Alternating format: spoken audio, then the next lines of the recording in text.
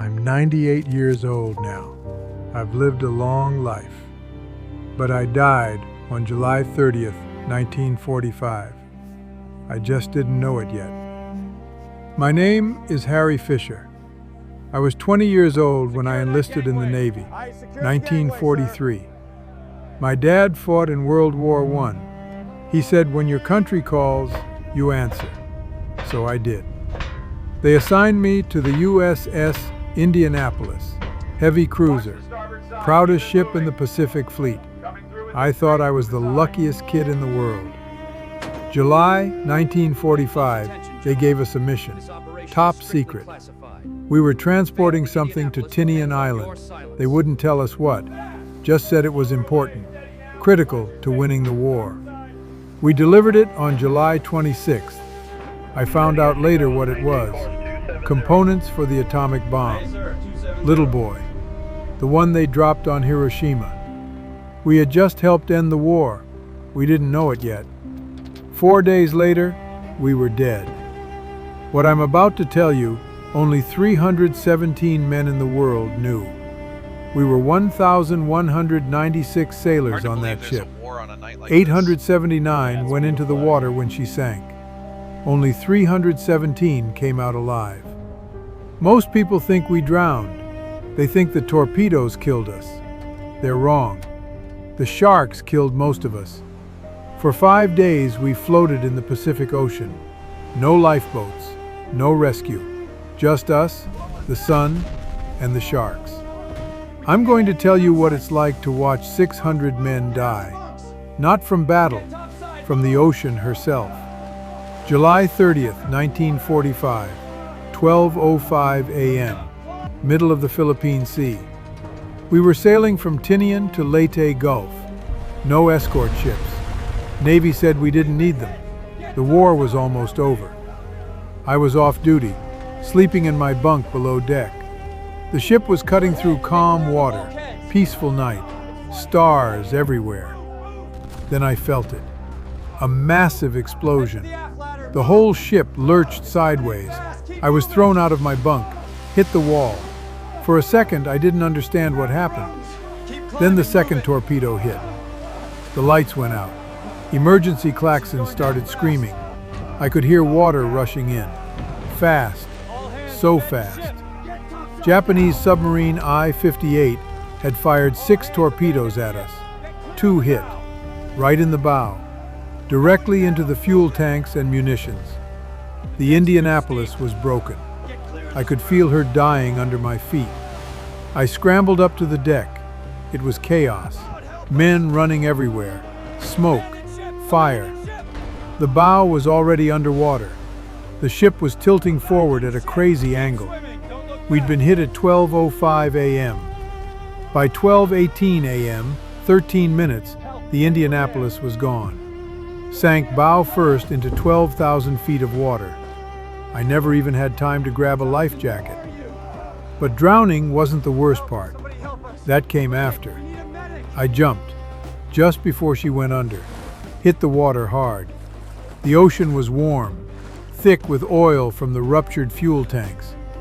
There were men everywhere, hundreds of us, screaming, calling for help, trying to find each other in the darkness. Some guys had life jackets, most didn't. I found a piece of floating debris, part of a wooden crate, and held onto it. It was all that kept me afloat. The ship went down so fast, nobody sent a distress signal. Nobody knew we'd sunk. Nobody was coming. We thought rescue would come by morning. Just had to survive a few hours. We could do that. Morning came.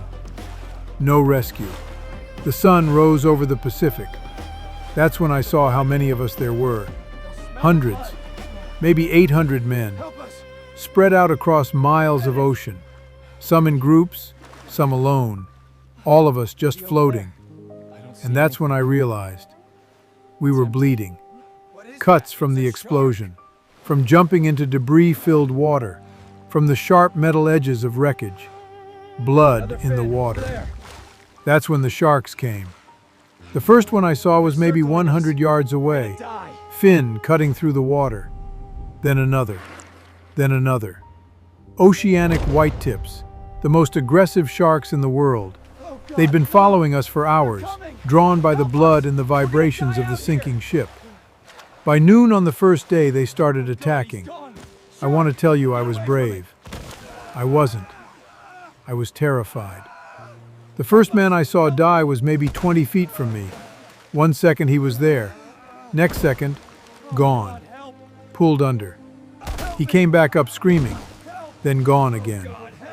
The water turned red around him. Then it happened again, and again, and again. The sharks didn't attack all at once. They'd circle, watch, pick off the weak ones, the injured, the ones who'd given up, the ones who were alone. I held onto that wooden crate like my life depended on it, because it did. I kicked constantly, splashed, tried to look big, tried to look threatening to a 12-foot shark. The guys who stayed in groups survived longer. We learned fast, bunch together, link arms, make noise. The sharks went for the stragglers. But every hour, the groups got smaller. Men would drift off, too exhausted to hold on.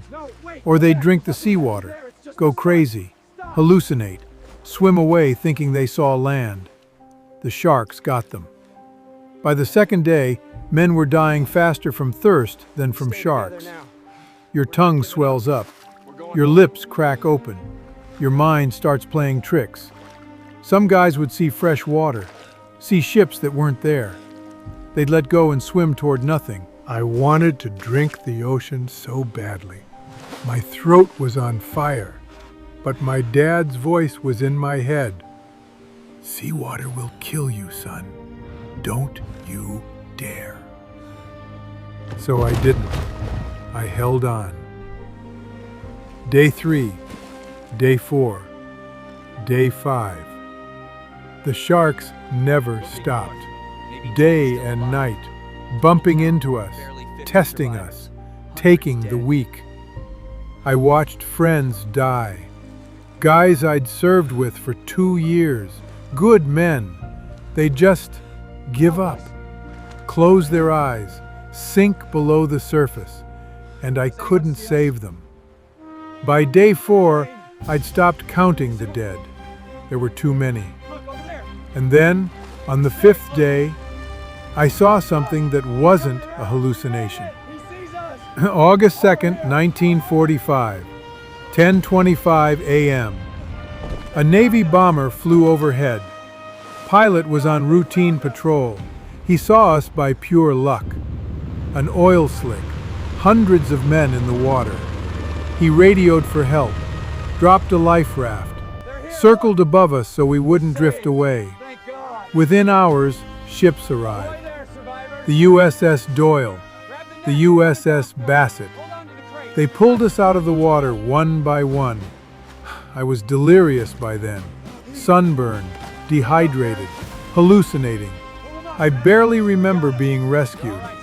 They said I kept asking if the sharks were gone. Of the 1,196 men on the USS Indianapolis, 879 made it into the water alive after the sinking. They pulled 317 of us out. 562 men died in those 5 days. Some from injuries, some from exposure, some from drinking seawater, but most were taken by sharks. It remains the worst shark attack in recorded history, and the worst naval disaster in U.S. history. The Navy didn't even know we were missing. We'd been in the water for 5 days before anyone noticed the Indianapolis hadn't arrived at Leyte. 5 days. People ask me if I'm angry, if I blame the Navy for not sending escorts, for not noticing we were gone, for leaving us out there. I used to be. For years I was furious. We delivered the bomb that ended the war, and the Navy forgot about us. But then I think about the 317 of us who made it out. We survived because we didn't give up, because we held on to each other, because even when the sharks were circling, Even when our friends were dying, we refused to let go. The USS Indianapolis delivered the atomic bomb to Tinian Island. That bomb ended World War II, saved millions of lives. The war ended while we were still in the water. We did our job. We just didn't get to celebrate it.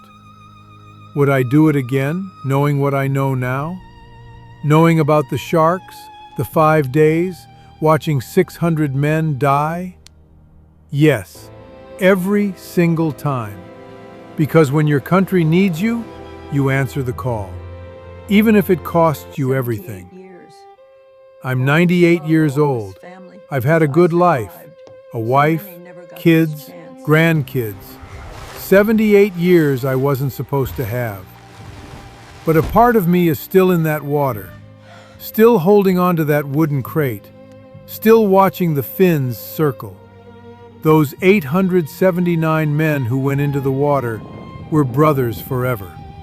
The 317 who made it out, and the 562 who didn't. I carry them with me, every single day. Their faces, their names, their courage. This is their story. This is my story.